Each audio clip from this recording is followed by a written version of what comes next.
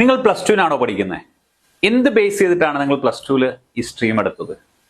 Parents പറഞ്ഞിട്ടാണോ? Teachers പറഞ്ഞിട്ടാണോ? നിങ്ങളുടെ ഇഷ്ടത്തിനാണോ?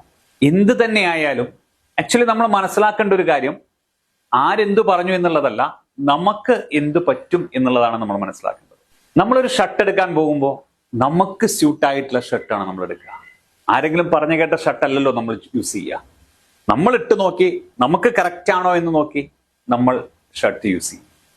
എന്ന് പറഞ്ഞ പോലെ തന്നെ നമ്മളൊരു കരിയർ ചൂസ് ചെയ്യുമ്പോഴും നമുക്ക് പറ്റുന്നതാണോ നോക്കി, നമ്മുടെ ആപ്റ്റിറ്റ്യൂഡിനും സ്കില്ലിനും പേഴ്സണാലിറ്റിക്കും അത് യോജിക്കുമോ എന്ന് നോക്കിയിട്ടാണ് നമ്മൾ കരിയർ ചൂസ് ചെയ്യേണ്ടത്.